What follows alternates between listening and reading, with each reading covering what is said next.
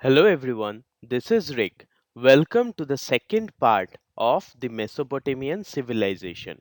This video is made for class 6 students who specifically belong from the ICSE or CISCE board.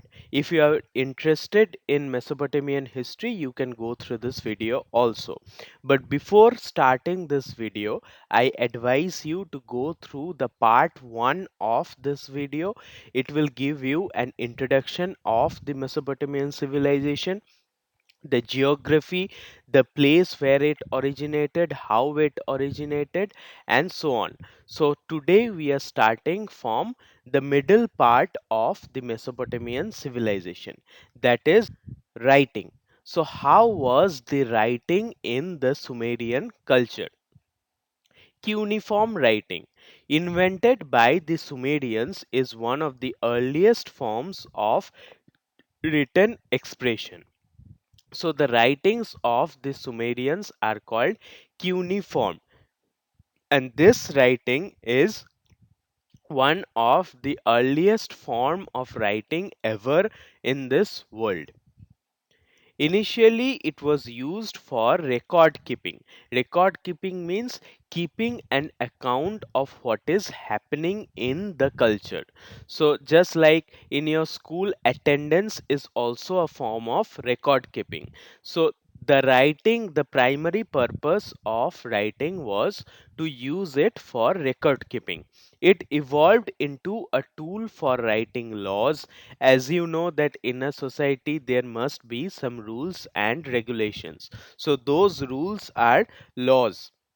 Hence, cuneiform writing was also used for writing the laws and also literature. Literature means stories, poems, and all other kinds of creative writings. So, those things were also written with the help of cuneiform scripts and also trade documents. Now, you must be knowing that when trade happens or business happens, there is a form of contract that I will give you this in return of this other thing. So those contracts were also written in cuneiform scripts. Hence, trade documents were also important part of cuneiform writing. Now, clay tablets. What are clay tablets? Records were often kept on clay tablets, often preserved in temples or administrative centers. So, where did they write on? Just like today we write on paper with the help of pens. Similarly, in the Mesopotamian culture, people used to write on clay tablets, which means that there will be a block of clay, soft mud, where writing can be done with the help of a sharp objects. And when that soft mud used to dry up, it used to become hard. Just like you see in this picture, there are blocks of rectangular shaped clay tablets. So when it is still wet, when it is still soft, people used to write on it, and after it dries up, it becomes very hard. So that is how clay tablets used to function. And what were these clay tablets used for? It was used for keeping records. And these records were very often preserved were found to be preserved in temples and administrative centers. Last day we have learned about ziggurats. So those are temples and administrative centers which contained huge amount of clay tablets. Famous texts include the Epic of Gilgamesh, one of the oldest known stories in human history. So, just like in India we have epics of Ramayana, Mahabharata, similarly, there is a very short epic of Gilgamesh, which is very important religious artifact in Mesopotamian culture. So, though that epic is one of the oldest known stories in human history, and that was written using the cuneiform form of writing. Next up, we will read about the economic activities. Economic activities means transactions, giving something to some person in order to receive something else. So those are economic activities. It can be considered to be a form of early business or a form of early finance. So these are economic activities in the Mesopotamian cultures. Mesopotamians were engaged in extensive trade with regions like Egypt, the Indus Valley, and Anatolia. So Egypt we know is on the western side of Mesopotamia, and on the east we have Indus Valley, and also there are other civilizations like Anatolia. They were all contemporary to each other, means they used to exist in the same point of time. Hence they had contact with each other, means they used to give something to each other in order to receive something else. Traded goods included grain, pottery, textiles, and metalworks. So were all the items of trade. What were the main transactions? Transactions happened in the form of grain exchange, pottery exchange, textiles, which means clothing exchange, and also metalworks, which means things made out of metal. The barter system was initially prevalent, but silver began to be used as a medium of exchange for larger transactions. So, previously, there was no concept of money. Suppose I need wheat and I have rice. So, I will give rice to the person who has wheat and take the wheat from that person. That is barter system, means giving something in order to receive something. There was no concept of money, it was just pure exchange of things. But later on, as we see in the Mesopotamian culture, silver began to be used as a medium of exchange. Means there used to be money, and that money was in form of silver.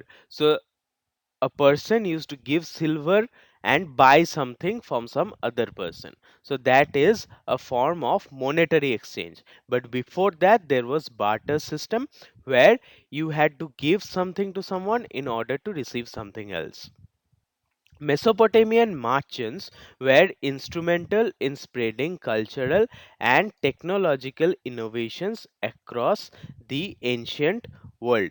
So, what were the Mesopotamians merchants doing? Merchants means people who were involved in business of exchanging things. So, Mesopotamian merchants used to go to some other place and buy something or sell something else. So what was their importance? They used to not only exchange things but also used to exchange ideas both in the field of culture and technology across the ancient world. So that was how economic activities used to go on in the Mesopotamian civilization. Science and technology. How was the science and technology in the Sumerian culture? Mesopotamians were pioneers in mathematics and astronomy. They were very genius people and inventors of many theories in mathematics and astronomy. Astronomy means study of celestial bodies or study of heavenly bodies, how the sun moves, how the moon moves, what are constellations, how does the sky change their position. All these things are in the field of astronomy. Developed a base 60 number system which is still used today in measuring times and angles. So we have base 10 number system right now, which means that the number system proceeds into different stages like 10, 100, all these things, 1000, then 10,000. So this is a number system which is called base 10 number system. But the Mesopotamians developed a number system which is base 60 number system. That means, as you have seen in watches in measuring of time, like 60 seconds make a minute, then 60 minutes make an hour. So all these things are base 60 number system. It is used in the measurement of time and also in angles. You are in class 6 right now, so you must have read about angles in geometry. In angles also you have minutes, seconds. So all these things are having base 60 number system, which was developed by the Mesopotamians. Early astronomical observations were recorded, forming the basis of development of a calendar. So the year or the calculation of time basically depends on the movement of earth around the sun and also movement of other heavenly bodies, especially moons and stars. So these things were observed specifically by the Mesopotamians, and they developed a system which was the basis of making a calendar. Metallurgy. Bronze tools and weapons were created by alloying copper with tin. So, copper used to be mixed with tin in order to obtain an alloy called bronze. And this system was developed by the Mesopotamians. So, metallurgy is a very highly advanced technological thing where you need to have an understanding of the proportions or the ratio in which different metals are to be mixed in order to make an alloy. Innovations in agriculture included the use of plow and advanced irrigation techniques. Use of plow, as I have already said in the last class, was used for digging the soil in order to get agricultural produce. And also there were advanced irrigation techniques, which means water used to be drained with the help of making different water channels. Water used to be carried into different fields for the purpose of agriculture. Next up, we will read about family and social life. How was the family in the Mesopotamian culture, and how was the society, or how did the people live in the society, which is social life. Patriarchy. Men held authority in the family and public life. Though women could engage in trade, own property, and participate in religious roles. So men was the head of the family. Men were the head of the family. The eldest male member of the family was the head, and they used to have great authority in both family and public life. What the family will do, how the family will run, all the decisions were taken by the male member of the family. Though women could engage in trade, women could do a minimum amount of trade, which means they could participate in the exchange of things. They could own little amount of property, and also they had a role to play in the field of religion. So thus men were the head of the family and the society. However, it cannot be said that women were completely ignored. They had a bit of role in trade, property, and religion. Marriage. Arranged marriages were very common, often serving to strengthen social and economic ties. So, marriages were basically arranged by the members of the family. The elders of the family decided on whom his son or daughter would marry. So, thus, social and economic ties were strengthened with the help of marriage. Suppose two very powerful families are there. One family is having a daughter and the other family is having a son. So they used to marry each other, arranged by the elders of both the families, and thus the families used to become united. So there was a strengthening of social and economy. Festivals. Religious festivals were an essential part of Mesopotamian social life, just like we have festivals like Durga Puja, Christmas, Eid, and other religious festivals which are very important in our culture. Similarly, in Mesopotamia also there were different religious festivals which were very important in their own culture. And these religious festivals often depended around the agricultural cycles and honoring the gods. Agricultural cycles means when the crops used to be planted, there used to be a festival. When the crops were harvested, that time also there used to be festivals. So these are festivals depending on the agricultural cycles, and also honoring of gods, as we have learned in our last class that there were many important Mesopotamian gods. So their pujas or their festivals also used to be held in order to show the people's respect towards the gods. Now, Code of Hammurabi. This is one of the most important contributions of the Mesopotamian in the society. What is that? Code of Hammurabi. Hammurabi was a king of the Mesopotamian culture. Hammurabi, ruler of Babylon, is famous for creating one of the first comprehensive legal codes. So Hammurabi, he was the ruler of the city state of Babylon. What is city state? That I have already explained in the last class. So please go through that if you don't remember. So Hammurabi was the ruler of Babylon, and he is famous for creating one of the first comprehensive legal codes. Comprehensive legal codes means laws. What will happen if you do this? What will happen if you don't follow this law? What is the punishment of this crime? What is the reward of that job? So all these things are comprehensive legal codes. Hammurabi was famous for creating one of the first legal codes.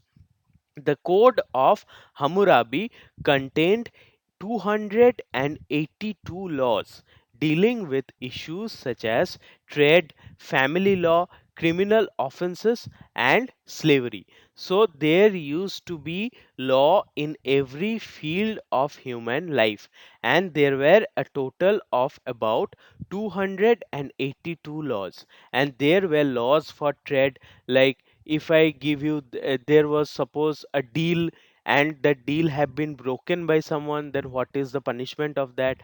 How to do you can make deals in trade? All these things were part of trade laws. Family law means what job a family should do, what is the punishment of not obeying the men eldest men member of the family, what is the punishment for not marrying according to the parents' choice. So, all these things are family law. Criminal offenses means what is the punishment of thieves, what is the punishment of all the antisocial elements. So, these are laws for criminal offenses. And slavery basically means forced labor, how the slaves should behave in the society. All these things had laws, and they were the laws of slavery. So, total there were about 282 laws dealing with issues of the society. Known for the principle of an eye for an eye, the code was strict but aimed at establishing justice. So, suppose a thief is stealing something. So, if the thief gets caught, the hand of the thief will be cut. So, such kind of strict punishment was there in the code of Hammurabi, and therefore it is called eye for an eye. Means it was very strict, but it was aimed at establishing proper justice. The code was carved into stone steel and placed in public areas for all to see. So, in a piece of stone, the all the laws were carved. Carved means inscribed with a sharp objects in the pieces of stone. So, and it was kept in a place, in a public place, means like a market or in the temples where all the people used to come, and thus all the people used to see the laws and remember them and never used to disobey them because of fear of strict punishment. Thus The Code of Hammurabi is one of the earliest comprehensive legal code existing in the world. Assyrian Empire and military expansion. So the area of Sumer have been ruled by different people like the Babylonians, the Akkadians, the Anatolians, and also the Assyrians. So Assyrians are the most important people who used to rule over the area of Mesopotamia, and they were very much significant for their military expansion, means expanding or conquering other territories with the help of wars. The Assyrians were known for their military strength and advanced warfare techniques. They were very powerful and they had very advanced techniques of war. They were very good warriors and fighters. So, thus, Assyrians were very famous for their strong position. Assurbanipal and other Assyrian rulers led campaigns that expanded their empire across Mesopotamia and the Levant. So, all these areas were conquered by the Assyrian rulers, and one of the most important Assyrian ruler was Assurbanipal. He was also very cruel. When he used to conquer a territory, he used to skin the people alive, means removing the skin from the body of other people while they are alive. So these kind of cruel methods were implemented by the Assyrians in order to increase the size of their empire. Military innovations, the use of iron weapons. So iron is a lot more rigid and stronger than bronze. So before this, bronze was used, copper was used, but the Assyrians started using iron weapons, which is a lot more stronger. Siege engines and other cavalry units. Siege engine means they were towers from where stones were thrown, and the fortification or the walls of other cities used to fall with the help of stone throwing from large towers. So these were siege engines, and also there were cavalry units. Cavalry units means a group of soldiers who used to fight by riding horses. So these are cavalry units. They were expert archers. They could throw arrows from the backs of horses while riding them. So these kind of military innovations were implemented by the Assyrian Empire. Assyrians were also known for their administrative efficiency and brutal tactics in warfare. So, in order to conquer a large territory, you must also know how to govern over it, how to manage that large territory. So, therefore, Assyrians were very good in management, which is administration also. And as I have said before, they were very brutal, means they were very cruel while conquering another territory. They were very much cruel in their warfare techniques. So thus Assyrian Empire and their military expansion is very much significant in order to know about the Mesopotamian culture. Role of slavery. Slavery means forced labor. A person is forced to do something for you, then that person becomes the slave. So thus, how did slavery contribute to the Mesopotamian economy? Slaves were integral part of Mesopotamian society and economy. So every house in Mesopotamia had slaves, which means the owner of the house will force people to do some work, and that too without any payment. So those were slaves. Most slaves were prisoners of war, but debt slavery was also very common. So, when the Mesopotamians used to conquer other parts, they used to bring those people from other parts to their own territory and force them to be servants without any payment. So, that was slavery, who became slave because of being prisoners of war. prisoners of war means when a state used to conquer another state, then the conquer people of the defeated state used to become prisoners, and subsequently they used to become slaves. And debt slavery means suppose a person has taken money from some other person but is not being able to pay back the money, then then the rich person will make the poor person as his slave. So that is debt slavery. Slaves worked in households, fields, and public projects, contributing to the construction of temples and palaces. So, slaves were free, right? They did not used to take any kind of payment. Thus, slaves were used for making different kinds of things like public projects for building sculptures and ziggurats. These slaves were used as free labor. They also worked in households. Rich people kept servants, and those servants for most of the time were slaves. And also for agricultural production, slaves were used. Means they used to serve in the agricultural fields as laborers. So thus slaves worked in households, they used to work on agricultural fields, they used to be build public projects like temples, and also different other kinds of rivers, canals. All these things were made with the help of slaves, and thus they contributed to the construction of temples and palaces. So slaves were very important even though they were treated very badly without any payment, but slaves were very important for building the Mesopotamian culture and all the things which were present in it. So with this we end today's class, and there is another one video coming tomorrow regarding the Mesopotamian civilization. With that video we will conclude the Mesopotamian civilization for class 6 of ICSE and CISCE board. If you are interested in watching the video, please take a notebook when you are watching this video so that you can note down the important points. Thank you for your love and support.